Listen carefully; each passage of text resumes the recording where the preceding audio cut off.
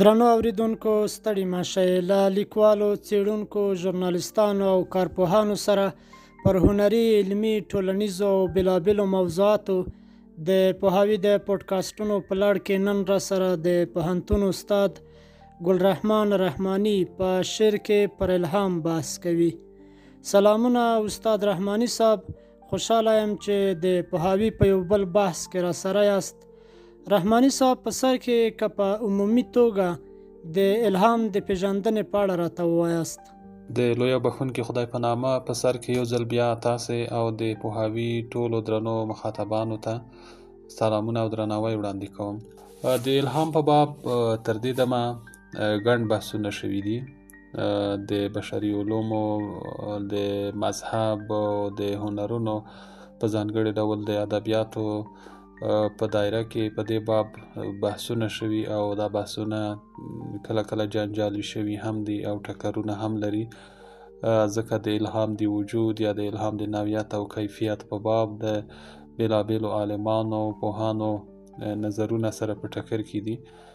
په همدې سبب باندې ډېرې زیاتې خبرې ورباندې کېدای شي، خو په عمومي ډول الهام له هغه ځانګړي حالت څخه عبارت دی چې انساني ادراکي ځواک ته یو مفهوم واردوي او په لغت کې زړه ته لوېدو ته وایي او یا د یوې موضوع پر وړاندې تسلیمۍ او منلو ته وایي، او په اصطلاح کې د الهي فیض او کرم له لارې زړه ته د معنا او معرفت القا او غورځېدنه ده چې معمولا دا د القا کلمه په تصوف او عرفان کې ډېره زیاته مطرح کیږي. د ادبیات او هنر په باب د الهام بحثونه بیا هم له لرغوني یونان څخه سرچینه اخلي، او کله چې افلاطون د شاعرانو سره ټکر کې راغی یا په اصطلاح د هغوی پر ضد خپل نظریات وړاندې کړ، یو لامل یې دا و چې شاعران یو ډول خارق العاده موجودات دي او ځینې دغسې خبرې کوي چې د دفعن د ټولنې اخلاق ته زیان رسوي یا ټولنیز ثبات له منځه وړي، یا دغسې خبرې کوي چې د عقل او منطق په تله نه تلل کیږي او عام وګړي د دې تفکیک نشي کولی. نو په دې اساس باندې دا په حقیقت کې د هغه الهام پر وجود یا پر شتون باندې یوه نیوکه وه چې د فکر کوه د شاعرانو لپاره ښه ده، اما د عامو لوستونکو لپاره د پوهاوي وړ نه ده دا چې شاعران یې د خپل خیالي ټاټوبي یا جمهوریت یا مدینه الفاضله څخه په درناوي رخصت کړل، د ګلانو هارونه په غاړه کې ور واچول. یو لامل یې دا و چې دی خپله د الهام وجود ته معتقد و. همدغسې په عربي نړۍ کې یا په عربي ادبیاتو کې ګڼ ادبي کره کتونکي په دې اند و چې د شاعر دننه یو شیطان موجود دی او ګنې دغه شیطان هغه ته لارې ورښیي یا هغه ته شعر ورښیي. نو ځکه موږ تاسې کله کله وایو چې شعر آمد دی، شعر راځي او د یوې خاصې شیبې انتظار باید وباسو چې شعر وویلی شو. حتی ځینې کره کتونکي د دغه د لیکلو سره هم مخالف دي، څنګه چې په دري کې شعر ته سرودن وایي یا سرودها وایي، همدغسې پښتو کې هم شاید تر ټولو مناسبه کلمه د شعر موندل یا د شعر ویل وي، چې د لیکلو مفهوم بیا تر ډیره شاید د الهام سره تړاو نه لري. همداسې نیچه وایي ټول هنرمندان د هنر لارویان خپل مصلحت په دې کې ویني چې خلک ناڅاپي مشاهدې یا الهام ته معتقد کړي، یعنی د دوی ناڅاپي مشاهدې اصلا د هنر اغاثي پارچې پنځوي. دلته د نیچه موخه دا ده چې په عامه اصطلاحاتو کې الهام همدغه ناڅاپي مشاهده ده، او بله مشهوره فرضیه دا ده چې شعر د شوق او الهام مولود دی، یعنی له دې لارې تولیدیږي یا زیږیږي، او که چیرته الهام نه وي یا دغه کیفیت نه وي نو په دې سبب باندې شاعر بیا شعر نشي لیکلی. وایي ګڼ دغسې شاعران دي چې د شعر د پنځولو موده یې پرې شوې ده یا بنده شوې ده، ډېر وخت یې شعر نه دی لیکلی، نو ګویا په دوی باندې وایي چې الهام نه دی راغلی. بل ټکر د وحی سره دی. وحی یو مقدس مقام دی او پر پیغمبرانو راځي چې ښکاره او پټې وحی ده. دلته د هغه پټې وحی تړاو له الهام سره په دینی څېړنو کې راغلی چې په دې سبب باندې مخالفتونه هم په دې وجه دي چې شاعر دومره لوړ مقام نه لري. په لرغوني یونان کې که بیا هم لاړ شو، دوی چې د بېلابېلو خدای ګوټو عبادت کوه، شعر هم د یوه جلا معبود آسماني لورینه بلله. د الیاد او اودیسې د حماسې پنځګر هومر هم خپله وایي چې د حماسه د شعر د رب النوع یا خدای ګوټي لورینه ده. همداسې انګریز شاعر ملټون بیا د ورک شوي جنت په اووم کتاب کې هم دا خبره کړې ده چې پر ده باندې یو آسماني غیبي لطف شوی دی او د همدې لطف په برکت باندې دی توانېدلی چې دغه شاهکار وپنځوي. همداسې که د پښتو ادبیاتو چاپېریال ته راشو، هلته هم د روښان او درویزه بحثونه په همدې موضوعاتو څرخېدلي یا وړاندې شوي دي چې اړتیا وروسته خبرې ورباندې کولی شو. همداسې ایرانی کره کتونکی زرین خو بیا وایي چې الهام په حقیقت کې هغه معرفت دی چې پر علمي مقدماتو تکیه نه کوي. یا که دقیق ووایو نو د ده په اند الهام یو نفسانی حالت دی چې په جریان کې هنرمند یا د هنرمند ذهن د هغه مقاصد او وسایل یو له بل سره په اجمالی نظر کې د ادراک یو پړاو ته رسیږي او بیا یې په اجزاو سره هنر رامنځته کوي. د یو بل انګریزي شاعر وینا هم د دی وایي چې هر ځل چې شاعر ته الهام کیږي نو څه ناڅه داسې احساسوي چې کلمې د بې بهرنۍ واسطې له لارې د هغه ذهن ته القا کیږي. دی په پیل کې په ټولو کلمو نه پوهیږي، یعنی ور باندې راوریږي، ذهن ته یې راځي، یا په بله اصطلاح ور باندې لیکل کیږي. د یو ډول مبهم ځواک سره دی ملګری وي او دا یادښت کوي. ځکه کله کله چې د هغه حالت څخه راوځي خپل بشپړ شعر ولي نو بیا ورته حیرانیږي چې دا یې څنګه لیکلی. بیا هغسې هڅه نشي کولی چې دا په ټوله کې د هنر د محور په تعریف کې هم راځي. یعنی ځینې دغسې شیبې راځي چې یو بشپړ شعر لیکي، اما ځینې د ډېرو اوږدو وختونو په پایله کې هم شعر نشي لیکلی. لامل یې دا دی چې هغه دروني و ادراکي کیفیت چې د یو خلاق انسان په توګه شاعر ته خدای تعالی ور په برخه کړی، هغه حالت په ده باندې نه دی راغلی. نو په دې سبب باندې د الهام پر وجود باندې هم شرقي او هم غربي ادبپوهان. ډېره مننه رحماني صاحب. استاده، د شعر په تړاو هم د الهام خبره زیاته مطرح کیږي چې الهامي شاعري هم ورته وایي. مطلب معنا یې څه ده؟ هو، د شعر په تړاو هم د الهام خبره ډیره زیاته مطرح کیږي. موږ معمولا په شعر کې یا د شعر د پنځولو یا د سرچینو یا د رامنځته کېدو په تړاو باندې دوه نظریې لرو چې یو فطري یا طبیعي شاعري ده او بل غیر طبیعي یا کسبي شاعري ده. عام نظر دا دی چې یو انسان باید د شعر د پنځولو لپاره فطري قریحه یا وړتیا او استعداد ولري چې موږ ورته خدایي استعداد وایو، چې د دې په شتون سره بیا د انسان څخه زده کړې او مسلک او لاره دا نه غواړي، یوازې هغه خدایي استعداد چې ورکړی. ډېر دغسې کسان دي، شاعران دي، که تاسو پوښتنه ورنه وکړئ دوی وایي چې په ماشومتوب کې مې شعر لیکه. ډېر دغسې نالوستي شاعران لرو چې لیک لوست یې نه دی زده اما شاعري کوي. اما کسبي اړخ کې بیا تر ډېره پورې نیوکه دا ده چې کسبي شاعري د زور شاعري ده، یعنی بې الهامه شاعري ده، بې آمده شاعري ده، یا کېدای شي تقلیدي شاعري هم ورته وایو. نو کله چې د فطري شاعرۍ خبره مطرح کوو، دلته همغه خبره دا ده چې دا شاعر د الهام خاوند دی، دته خپل مشاهدات الهام کوي.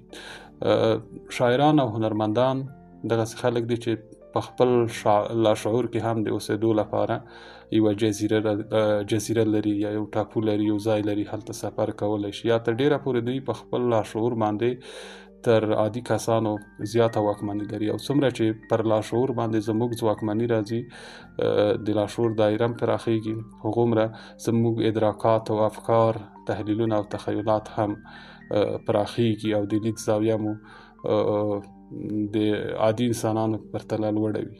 نو دلته د شاعرۍ په تړاو باندې شعر هم د لاشعور سره د یوه تړاو له مخې مطرح شوی دی. نو په دې سبب باندې کله کله چې شاعران شعر نشي لیکلی لامل یې همدا وي چې الهام نه دی ورته شوی، الهام نه دی ور باندې، یا شعر خپل ځان نه دی ورته ښودلی. کله کله موږ شعر ته د شعر کوتره هم وایو یا پریخته هم ورته وایو. معنا دا چې دا په انسان باندې له پاسه راکوزېدونکی اثر دی، اما جوړښت یې، شکل یې، بڼه یې د انسان په درون کې د یوه جلا کیفیت په توګه را پیدا کیږي. بیا همغه د چې هنر پنځوي، شعر پنځوي او د بېلابېلو علاقو له مخې خپله خبره په نااشنا ډول کولی شي، هنر پنځولی شي، ځکه چې دا د ناشنا کولو یو رحماني صاحب، الهام د شاعر د ژبې او سبک په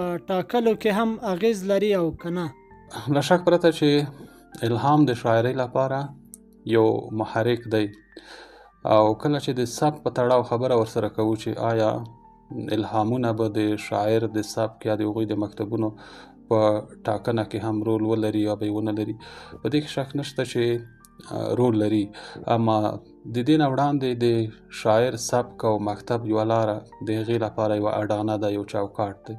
مثلا عرفاني شاعر باندې چې الهام کیږي یا د خپل الهام خبره کوي، طبیعي ده چې هغه د خپل الهام هغه برخې راخلي چې اړتیا ورته لري، یا د خپل سبک تشې د الهام له هغو برخو څخه اخلي چې دی فکر کوي چې نوې خبره ده یا پخوا نه ده کړې یا چا نه ده کړې یا په نورو اغېز ترسره کوي. همدغسې تاسې که د پښتو ادبیاتو مخکینۍ دورې ته لاړ شئ، په هغې کې د پیروخان او اخوند درویزه ترمنځ ډېر زیات بحثونه په همدې باندې شوي دي. کله چې تاسو د خیرالبیان متن ته لاړ شئ، په هغه ځای کې راځي چې ووایه او بایزید، یعنی دلته معنا دا ده چې یو بیرونی ځواک په هغه باندې غږ کوي چې دا خبره وکړه یا داسې ووایه، یعنی دا معنا چې زه دا خبرې خپله نه کوم، یو څوک یې را باندې کوي. او کله چې د هغه په مقابل کې اخوند درویزه را پاڅېږي، د هغه یوه لویه نیوکه دا ده چې په اصطلاح تا د پیغمبرۍ دعوه کړې ده، دا خو د وحی سبک دی، د وحی خبره ده. کله چې د دوی قضیه تر محکمې یا قاضي پورې هم رسیږي یا د دوی دغه عرفاني او تصوفي بحثونه هم راځي، پر روښان باندې یوه نیوکه همدا وي. حال دا چې پیروخان وایي چې زما هدف الهام دی، ما ته الهام کیږي او ما د وحی خبره نه ده کړې، او دا چې عوام خلک یا عادي خلک د وحی او الهام ترمنځ توپیر نشي کولی، یو لامل یې همدغه دی چې زموږ ترمنځ شخړه رامنځته شوې. دی وایي چې وحی یو مقدس مقام دی چې د خدای تعالی پر سپېڅلو بندگانو، پیغمبرانو او ولیانو کیږي، پیغمبرانو کیږي، او الهام بیا د عادي کسانو ځانګړنه ده. نو په دې سبب باندې بیا هم دوی په خپل سبکونو کې پاتې شوي یا روحاني سبک ته ژمن پاتې شوي دي. معنا دا چې الهام سبک پیاوړی کولی شي یا د دوی د سبکونو په رواني بهیر کې له شک پرته چې اغیز لري. او بله خبره دا ده چې سبک کله چې رامنځته کیږي یا جلا لار چې کله رامنځته کیږي، هغه له معیار څخه د انحراف په حالت کې رامنځته کیږي، یا په بله معنا کله چې سبکي ځانګړنې صفر ته راځي یا صفر ته راښکته کیږي، په دې صورت کې معیار صفر ته راښکته کیږي، په دې صورت کې سبک پنځول کیږي. نو الهام هم هغه د معیاري بڼې څخه وځي او د همغه سبکونو په بڼه د شاعرانو یا د پنځګرو مرستندوی پاتې کیږي او د دوی هنر پکې تجلا کوي او پکې ځلیږي. نو سبک ته ژمنتیا له شک پرته چې الهامونه هم تر خپل اغیز لاندې راوړي. کور ودان رحماني صاحب د دې بحث په پای کې که راته ووایاست چې الهام غیر طبیعي دی او که د شاعر او هنرمند خوښه یا قصد پکې شامل دي؟ له شک پرته چې الهام غیر طبیعي دی، اما لکه څنګه مو چې مخکینیو بحثونو کې ویل، یو شاعر او هنرمند د خپل پاخه اوږده ریاضت په پایله کې د الهام سره مخامخ کېدلی شي، الهام ته رسېدلی شي. د الهام وخت نه دی معلوم. ډېر دغسې شاعران دي چې په خوب کې شعر لیکلی دی، د شپې را بیدار شوی. زه دغسې شاعران پیژنم چې د شپې څنګ ته قلم او کتابچه ایښي وي، شعر لیکي. د سفر په حالت کې شعر لیکلی دی. حتی دغسې وخت هم راځي چې په لمانځه کې شعر ور یادېږي. همدا چې عربي کره کتونکو کله ویل چې د شاعر په درون کې یو شیطان پټ دی، نو هغوی د همدغه زاویې نه دې مسئلې ته کتلي وو او الهام ور باندې کېږي. یا کله کله داسې چې په شاعر په یوه شیبه کې ګڼ شعرونه لیکي او ښکلي غزلونه لیکي په کمه موده کې، اما بیا دغسې وخت راځي چې ډېره زیاته موده، میاشتې او کلونه نیسي چې شعر نه لیکي. یا کله کله دغسې حس کوي چې هیڅ شاعر نه دی. نو دې نه معلومیږي چې الهام یو فراتبعي عقل او منطق نه لري، د یوې دغسې جغرافیې یا حالت زیږنده ده چې د پنځګر په واک کې نه وي، یا یې تمه هم نه لري. اما راتګ یې یا د هغې ستنول یا اوږدول، په دې کې هم کله کله د ریاضت په پایله کې د شاعر څه ناڅه ځواک شامل وي، تر څو ښه استفاده ورنه وکړی شي او د الهام په شیبو کې خپل ځان د یوه دغسې هنرمند په توګه ثابت کړي چې د الهام سره خپله ژوره اړیکه ثابتوي، یا دا معنا چې څه ناڅه پر خپل الهام باندې یا د هغه په راوستلو باندې د یوه نازولي مېلمه په توګه برلاسی لري. اما بیا هم په دې برخه کې زیات بحثونه کېدی شي او لامل هم دا دی چې شعر داسې چاره نه ده چې په کلي ډول د شاعر په اراده پورې تړلې وي. سمه ده چې پیل به الهام پورې اړه ولري، خو د پنځونې او ترکیب پر مهال بیا نور د الهام ځواک په تدریجي ډول قطع کېږي یا زیان ویني.